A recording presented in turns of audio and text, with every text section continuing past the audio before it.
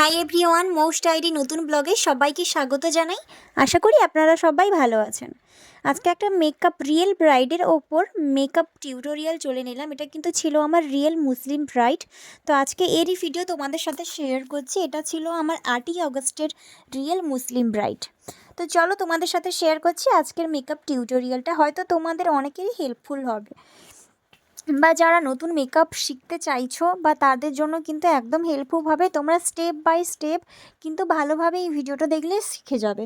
তো চলো বেশি দেরি না করে তোমাদের সাথে শেয়ার করি। প্রথমেই দেখতে পেলে আমি ব্রাইডের রিয়েল স্কিনটাকে ভালো করে টিস্যু পেপার দিয়ে ক্লিন করে নিয়েছি। তারপর পুরো মুখে পন্ডসের লাইট ময়শ্চারাইজার ইউজ করে আমি এখানে আই মেকআপের স্টার্ট করছি। যেহেতু আমার সুবিধার জন্য আমি সবসময় সব জায়গায় আগে আই মেকআপটাই রেফার করি। তো আমি প্রথমে আগে ওর আই মেকআপটা করে নিয়েছি। তার ওপর এই আই মেকআপটা ভালো করে একটা বেস দিয়ে সেট করে আমি পাউডার দিয়ে সেট করে আই মেকআপটা স্টার্ট করছি। হ্যাঁ, তোমরা এরপরে পরপর একটা, যেহেতু এটা আমার রিয়েল ব্রাইড ছিল আর রেডের উপরে ওর শাড়ি পুরো পরেছিল, তাই ওর আই মেকআপটা আমি একটু গ্লসি রাখতে চেয়েছি। এই জন্য আমি ওর ইয়েলো এবং রেডের দুটো কম্বিনেশন রেখেছি। যেহেতু নতুন ব্রাইডদের ক্ষেত্রে এই আই মেকআপটা কিন্তু সব মেকআপ আর্টিস্টরাই বেশিরভাগ করে থাকে। এটা নিউ ব্রাইডদের ওপর বেশি ভালো দেখায়, খুব সুন্দর দেখায়। তো দেখতে পেলে ওর আই মেকআপটা আমি কেমন করেছি, অবভিয়াসলি পুরো মেকআপটা দেখলে বুঝতে পারবে। তারপর আমি একটা ফরএভার 52 দিয়ে ওর ফাউন্ডেশন পুরো মেকআপটা কভার করে নিয়েছি। তার আগে আমি এখানে ক্রিম কন্ট্রোল করেছি, ব্রাশার করেছি, এবং তারপর পুরো মেকআপটা আমি একটা কম্প্যাক্ট পাউডার দিয়ে পুরো মেকআপটা সেট করে দিই। তারপরে আমি এখানে আইব্রো সেট করেছি। আইব্রোটা সবসময় চেষ্টা করবে শেষে করার জন্য, কারণ অনেক পাউডার পরে না ওটা একটু সাদা হয়ে যায়, সেই জন্য এইটা কিন্তু পরে করো। তারপর আমি কাজল দিয়ে ওর আইটাকে সুন্দর করে আঁকার চেষ্টা করছি। যেহেতু ও কাজল পরতে চায়নি, আমি বললাম যে না পরো, দেখবে ভালো লাগবে।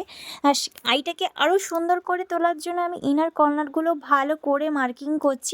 এইটা কিন্তু খুব জরুরি। চোখটা কিন্তু এতে ব্রাইডের খুব সুন্দর দেখায় এবং ভালো লাগে প্রত্যেকটা ব্রাইডকে। যেহেতু ওর চোখটাও খুব সুন্দর ছিল, দেখো ওকে কত সুন্দর লাগছে। চোখটা বড় দেখাচ্ছে এবং সুন্দরও লাগছে, ওকে তো খুব স্যুট করছে। যেহেতু ওর কোনো ডিমান্ড ছিল না, বলেছিল তোমার পছন্দ অনুযায়ী করো, তো একদম তোমার মতো করে যেন আমাকে সুন্দর লাগে। তো আমি আমার মতো পুরোটাই করার চেষ্টা করেছি যাতে ওর স্পেশাল ডেটা আরও স্পেশাল হয়। হ্যাঁ, যারা যারা আর ভালো করে আমার কাছে সাজতে চাইছো তারা কিন্তু স্ক্রিনে দেওয়া নাম্বারটা দেখে অবশ্যই আমাকে বুকিং করো নিজের স্পেশাল ডেতে সাজার জন্য। যে কোনো মেকআপ লুকে কিন্তু আমি সাজাতে পারি। তো তোমরা আমাকে তার জন্য বুকিং করতেই পারো যদি আমার কাজটা তোমাদের ভালো লেগে থাকে। ওর মাঝখানে একটু খেয়েও নিল। তো এদিকে দেখতে পেলে আমি হেয়ারটা ক্রিম করে পুরো হেয়ারটা কমপ্লিট করেছি। ওর একটা সিঙ্গেল মান্টিকা ছিল, তো আমি ভাবছিলাম ওর ফেসের সাথে যেই রকম হেয়ারস্টাইলটা ভালো লাগবে আমি সেইটারই করার চেষ্টা করেছি। আর দেখো ওকে কত সুন্দর লাগছে। ওর হেয়ার থেকে শুরু করে কাছ থেকে তো আরও বেশি গ্লসি লাগছিল। তো তোমরাও জানিও কেমন লাগছে আমার ব্রাইডকে।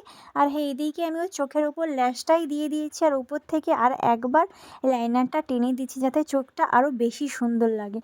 তো এদিকে ওর পুরো জুয়েলারি পরিয়ে, লিপস্টিক পরিয়ে, ফিক্সার টিক্সার দিয়ে আমি একদম পুরোপুরিভাবে সেট করেছি।